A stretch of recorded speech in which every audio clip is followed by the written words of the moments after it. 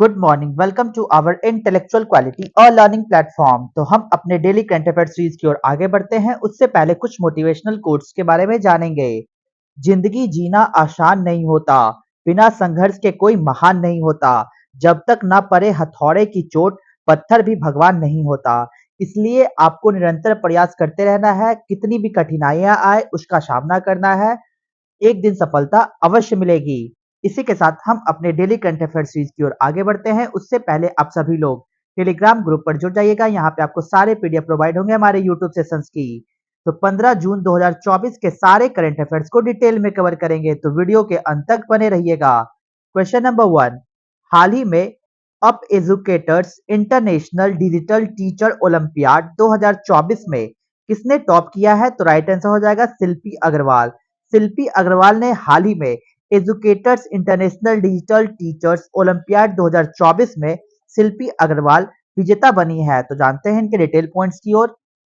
City Montessori school Lucknow Uttar Pradesh की शिक्षिका सुश्री शिल्पी अग्रवाल ने हाल ही में संपन्न अंतर्राष्ट्रीय डिजिटल शिक्षक ओलंपियाड में रैंक 1 हासिल करके शीर्ष स्थान हासिल किया।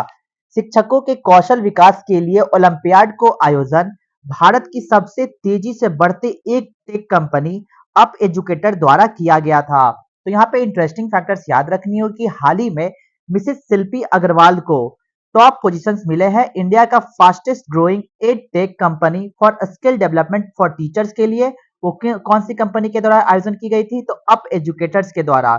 इसी के दौरान मिसेस शिल्पा अग्रवाल को टॉप कैटेगरी रैंक 1 में डाला गया, वो भी किस माध्यम से? तो अंतर्राष्ट्रीय डिजिटल शिक्षक ओलंपियाड में इनको रैंक 1 हासिल हुई।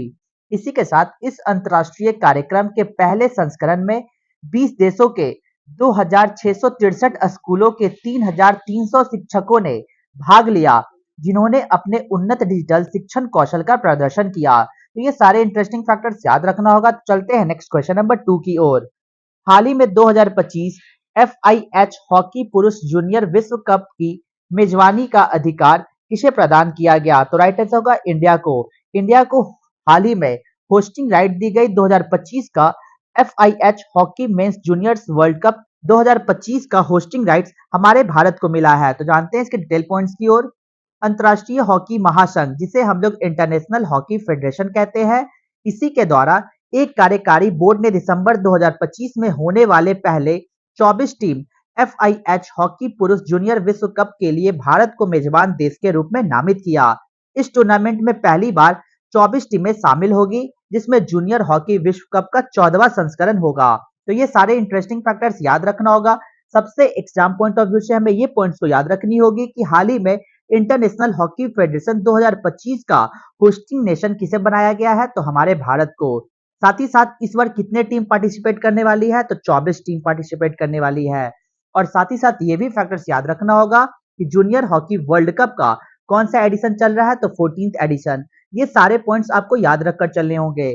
तो जानते हैं एफआईएच अध्यक्ष तैयब इकराम ने विस्तारित कार्यक्रम प्रारूप के लिए उत्साह व्यक्त किया और हॉकी इंडिया के अध्यक्ष डॉक्टर दिलीप तिर्की ने इस अवसर के लिए आभार व्यक्त किया। तो यहाँ पे दो फैक्टर्स और आपको याद रखने होंगे कि एफआईएच के प्रेसिडेंट के रूप में कौन अपॉइंट है अभी? तो तैयब इकरम जी। और साथ ही साथ हमारे इंडिया का हॉकी प्रेसिडेंट के रूप में कौन नियुक्त है? तो डॉक्टर दिलीप टर्की के द्वारा। तो ये दोनों फैक्टर्स याद रखकर चलने होंगे। तो चलते हैं इसी के साथ नेक्स्ट क्वेश्चन नंबर 3 की ओर। हाल ही में मुख्यमंत्री निधि मोइना योजना किसने शुरू की है? तो राइट आंसर होगा असम। असम के द्वारा हाल ही में लॉन्च किया गया मुख्यमंत्री निजुत मोइना योजना। तो जानते हैं इसके डिटेल पॉइंट्स की ओर। असम सरकार ने राज्य में बालिका शिक्षा को बढ़ावा देने और बाल विवाह को खत्म करने के लिए एक नई योजना मुख्यमंत्री निजुत मोइना की घोषणा की है। असम सरकार कैबिनेट द्वारा इस योजना को मंजूरी देने के बाद असम के मुख्यमंत्री हेमंत बिश्व शर्मा ने 12 जून 2024 को इसकी घोषणा की। तो ये इंटरेस्टिंग फैक्टर्स याद रखना होगा, क्योंकि स्कीम से डायरेक्ट एग्जाम्स में क्वेश्चंस देखने को मिलते हैं कि किस गवर्नमेंट के द्वारा हाल ही में लॉन्च किया गया मुख्यमंत्री निजुत मोइना योजना पूछे जा सकते हैं। तो आपको आंसर लगाना होगा कि इस योजना का पूरी तरीके से अर्थ क्या है, कि इसका पूरा प्रमोशन होगा कि गर्ल का एजुकेशन, लड़कियों की एजुकेशन से रिलेटेड, और एलिमिनेट चाइल्ड मैरिज, यानी जो बाल विवाह करता है उसको बाल विवाह को खत्म करने के लिए मुख्यमंत्री निजुत मोइना योजना को लाया गया असम गवर्नमेंट के द्वारा। साथ ही साथ मुख्यमंत्री निजुत मोइना योजना का उद्देश्य राज्य सरकार से वित्तीय प्रोत्साहन और सहायता के साथ शिक्षा का बढ़ावा देकर राज्य की लड़कियों को सशक्त बनाना। एक सशक्त लड़की राज्य में बाल विवाह की घटनाओं को कम करने में भी मदद करेगी। तो ये फैक्टर्स याद रखना होगा कि ये जो योजना आया है मुख्यमंत्री निजुत मोइना योजना, ये पूरी तरीके से एम्पावर की जाएगी गर्ल्स को लेकर। तो ये फैक्टर्स याद रखना होगा और साथ ही साथ इस योजना से राज्य की करीब 10 लाख छात्राओं को फायदा होगा और उच्च माध्यमिक शिक्षा में नामांकित छात्राओं को सरकार की ओर से प्रति माह 1000 रुपए भी मिलेंगे। तो ये इंटरेस्टिंग फैक्टर्स याद रखना होगा कि किस तरीके से हमारा जो स्कीम्स था, हमारा जो भारत का नारा था कि बेटी बचाओ बेटी पढ़ाओ, इसी के लिए हर एक स्टेट के द्वारा कुछ न कुछ योगदान की जाती है। इसी के दौरान असम गवर्नमेंट ने एक पहल को शुरू की, एक योजना को शुरू की गई। उस योजना का नाम दिया गया मुख्यमंत्री निजुत मोइना योजना।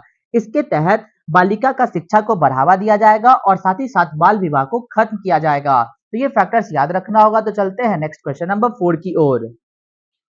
हाल ही में आंध्र प्रदेश के मुख्यमंत्री एन चंद्रबाबू नायडू ने किस शहर का राजधानी घोषित किया है? तो राइट आंसर होगा अमरावती। अमरावती को आंध्र प्रदेश का नया कैपिटल डिक्लेयर किया गया है। तो जानते हैं इसके डिटेल पॉइंट्स की ओर। मुख्यमंत्री एन चंद्रबाबू नायडू ने कहा कि अमरावती आंध्र प्रदेश की एकमात्र राजधानी होगी और तटीय राज्य के लिए पिछली सरकार की 3 राजधानियों की योजना को खत्म कर दिया जाएगा। ये पॉइंट्स याद रखना होगा कि हाल ही में आंध्र प्रदेश के मुख्यमंत्री एन चंद्रबाबू नायडू ने ये घोषणा की कि अब आंध्र प्रदेश का एकमात्र राजधानी अमरावती को बनाया जाएगा। 2014 और 2019 के बीच विभाजित आंध्र प्रदेश के पहले मुख्यमंत्री के रूप में उन्होंने अमरावती को राजधानी बनाने का विचार रखा था, जबकि नायडू के विचार को 2019 में झटका लगा जब टीडीपी सत्ता से बाहर हो गई। वाईएस जगन मोहन रेड्डी के नेतृत्व वाली वाईएसआरसीपी ने भारी जीत को हासिल की थी। तो ये फैक्टर्स याद रखना होगा कि जो 2014 और 2019 के बीच जो सरकार थी, उसके द्वारा ये जो आइडिया लाया गया चंद्रबाबू नायडू के द्वारा, जिसके दौरान ये बताया गया था कि अमरावती को राजधानी बनाने का विचार रखा गया था, परंतु उस समय ये विफल हो चुका था। लेकिन जैसे ही चंद्रबाबू नायडू आंध्र प्रदेश के सीएम के रूप में अपॉइंट हुए, तो इन्होंने आंध्र प्रदेश के राजधानी को अमरावती पूरी तरीके से घोषित कर दिया। तो ये फैक्टर्स याद रखना होगा। तो और साथ ही साथ आपको ये भी फैक्टर्स याद रखनी होगी कि रेड्डी ने 3 राजधानियों को नया सिद्धांत प्रस्तुत किया था, जिसमें विशाखापट्टनम को प्रशासनिक राजधानी, अमरावती को विधायी राजधानी और कुर्नूल को न्यायिक राजधानी बनाया गया था। तो यहाँ पे इंटरेस्टिंग फैक्टर्स याद रखने होंगे क्योंकि एग्जाम पॉइंट ऑफ व्यू से डायरेक्ट क्वेश्चंस देखने को मिल सकते हैं कि जब रेड्डी की सरकार थी तो उस दौरान 3 राजधानियां बनाई गई थी। वो 3 राजधानियां कौन-कौन सी थी? तो विशाखापट्टनम, अमरावती और कुर्नूल। इसकी क्या-क्या विशेषताएं थी? तो विशाखापट्टनम को बनाने का उद्देश्य था कि इसमें प्रशासनिक राजधानी रखी जाएगी, अमरावती का उद्देश्य था कि इसमें विधायी राजधानी रखी जाएगी और कुर्नूल का उद्देश्य था ये एक न्यायिक राजधानी के रूप में आंध्र प्रदेश स्टेट का वर्क करेगा।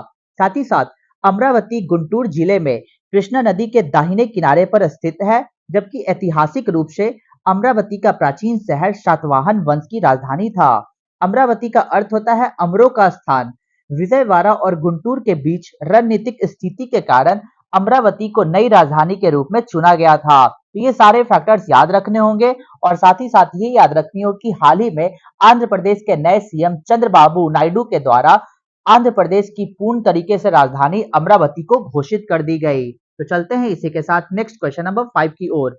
हाल ही में PM Shri tourism air service का उद्घाटन किसने किया? तो राइट आंसर होगा मध्य प्रदेश। मध्य प्रदेश के द्वारा हाल ही में PM Shri tourism air service को लॉन्च किया गया। तो जानते हैं इसके डिटेल पॉइंट्स की ओर।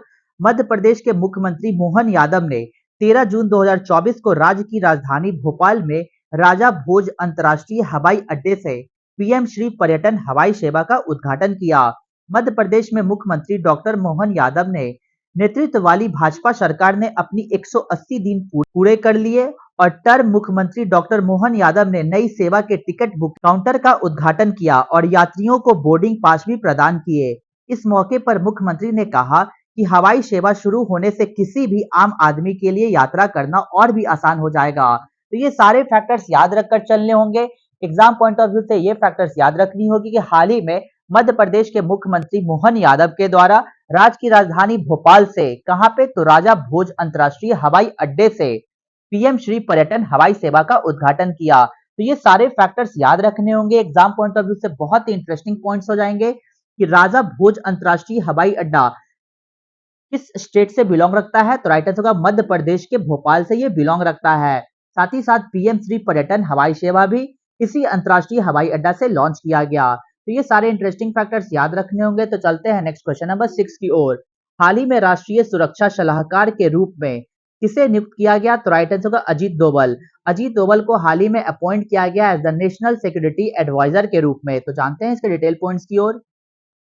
पूर्व आईपीएस अधिकारी अजीत डोभाल को तीसरी बार राष्ट्रीय सुरक्षा सलाहकार नियुक्त किया गया और कैबिनेट की नियुक्ति समिति के आदेश में ये कहा गया कि डोभाल की नियुक्ति प्रधानमंत्री नरेंद्र मोदी के कार्यकाल के साथ या अगले आदेश तक जो भी पहले हो वो बना रहेगा।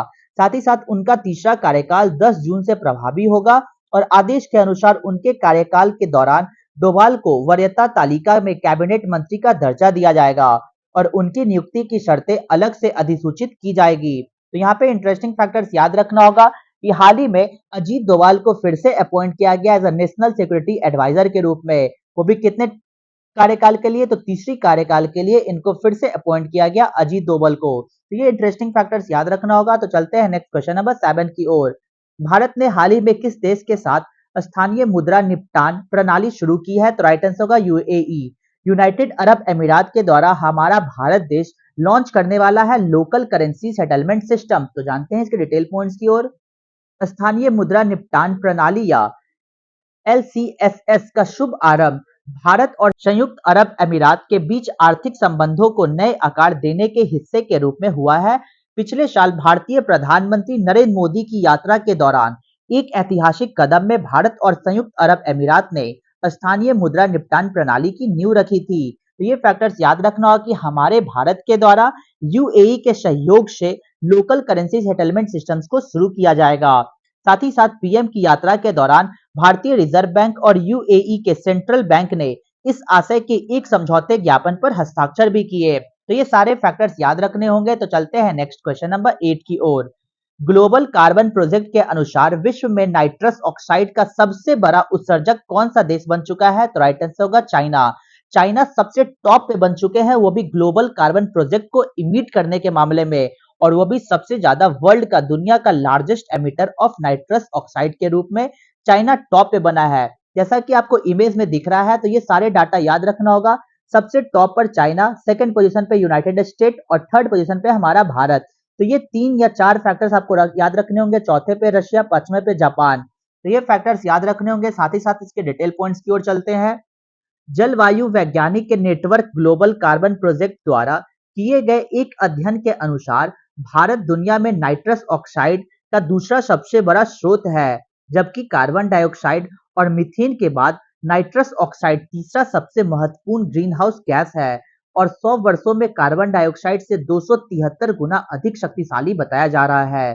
साथ ही साथ एक नई रिपोर्ट के अनुसार ये बताया गया कि ग्रह वार्मिंग नाइट्रस ऑक्साइड उत्सर्जन में 1980 और 2020 के बीच 40% की वृद्धि हुई, जिसमें चीन सबसे बड़ा उत्सर्जक बन चुका है और इसके बाद भारत और अमेरिका है। तो यहाँ पे जैसा कि मैंने आपको इमेज में दिखाया, सबसे ज्यादा बड़ा उत्सर्जक कौन बना है, तो चाइना, फिर उसके बाद अमेरिका, तब हमारा भारत। तो ये फैक्टर्स याद रखना होगा। तो चलते हैं अपने रिवीजन बैच की ओर। 13 जून 2024 के सारे करंट अफेयर्स को रिवीजन मोड में कवर करेंगे। क्वेश्चन नंबर 1, हाल ही में ओम बिरला किस सीट से 20 वर्षों में दोबारा सांसद चुने गए, तो कोटा से। क्वेश्चन नंबर 2, घरेलू उपभोग व्यय सर्वेक्षण के अनुसार दूध और दूध उत्पादों की सबसे अधिक खपत हरियाणा राज्य में देखी गई। क्वेश्चन नंबर 3, हाल ही में उड़ीसा के नए मुख्यमंत्री के रूप में मोहन चरण मांझी को अपॉइंट किया गया। क्वेश्चन नंबर 4, विश्व बैंक के कंटेनर पोर्ट प्रदर्शन सूचकांक 2023 में शीर्ष 20 में शामिल एकमात्र भारतीय बंदरगाह विशाखापट्टनम बन चुका है। क्वेश्चन नंबर 5, यूक्रेन शांति शिखर सम्मेलन 2024 कहां आयोजित किया जाएगा, तो राइट आंसर होगा स्विट्जरलैंड में। क्वेश्चन नंबर 6, हाल ही में दुनिया भर में पहला अंतर्राष्ट्रीय खेल दिवस 2024 11 जून को सेलिब्रेट किया गया। क्वेश्चन नंबर 7, हाल ही में यूएनएससी में इजराइल गाजा युद्ध विराम योजना यूएसए के द्वारा प्रस्तुत की गई। क्वेश्चन नंबर 8, उपराष्ट्रपति सौलास चिलीमा, जिनकी हाल ही में एक विमान दुर्घटना से मृत्यु हो गई, वो मलावी देश से संबंधित रखते हैं। चलते हैं अपने क्वेश्चन ऑफ द डे की ओर। तो आज का हमारा क्वेश्चन क्या है? Which of the following is a gymnosperm? निम्नलिखित में से कौन जिम्नोस्पर्म है? Option A cashew, option B chilgoza, option C pistachio या option D none of the above. तो आपको आंसर कमेंट बॉक्स में देना होगा। तो यहाँ तक वीडियो को देखने के लिए thank you so much guys. Video को ज्यादा से ज्यादा हो सके तो लाइक शेयर और सब्सक्राइब करें ताकि और भी कंटेंट आपके पास पहुंच जाए। जय हिंद, जय भारत दोस्तों।